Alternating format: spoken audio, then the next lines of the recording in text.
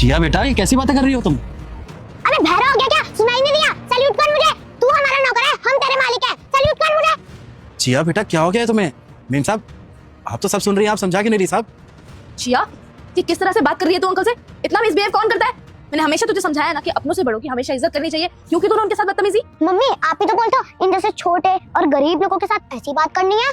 क्या बकवास कर रही है तू? मैंने कब बोला तुझे ऐसा? मैंने तो हमेशा से तुझे यही बोला है कि अपनों से बड़ों की हमेशा इज्जत करनी चाहिए।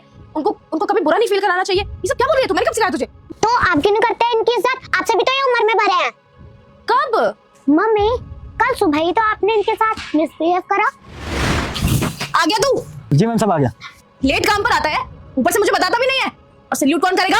नहीं, मैं कर देता हूँ सर। सैल्यूट। आगे से कभी भी आए मुझे सैल्यूट करेगा पहले, बाद में बातें बोलेगा, समझा? और अगर लेट आए काम पर तो छुट्टी लगा दूंगी मैं। काम पर मत आइयो, पैसे कटेंगे उस दिन के। मेम साहब, बुरा मत मानिएगा, लेकिन आज से पहले तो कभी आपने ऐसी बदतमीजी नहीं की। वो क्या है ना, आज से पहले मैंने तुझे बहुत छूट दे रखी थी, लेकिन अब पता चल गया तुम जैसे छोटे लोगों को छूट नहीं देनी चाहिए। अगर छूट दो तो तुम सर पे चढ़ के नाचते हो। तुम्हें अपनी औकात में रखना चाहिए।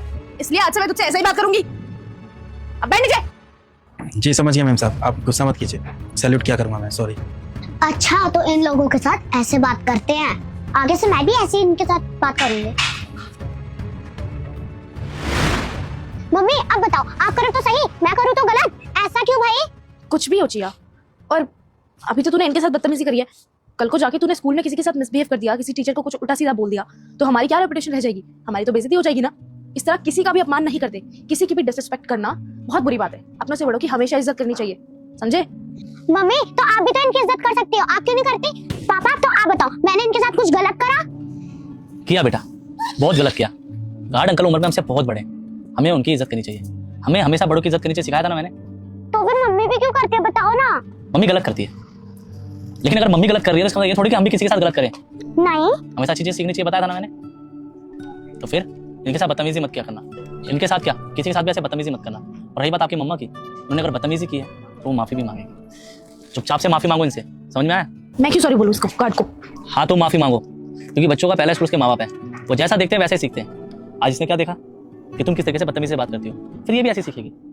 और मैं अपनी बच्ची को कुछ भी गलत नहीं सिखाना चाहता। आगे क्या होगा आप सोच भी नहीं सकते। वीडियो अच्छी लगे ना भाई तो दिल से सब्सक्राइब कर देना मेरे यार, और कमेंट में हिंदू हो तो जय श्री राम लिख देना, और अगर मुस्लिम हो तो अल्लाह लिख देना।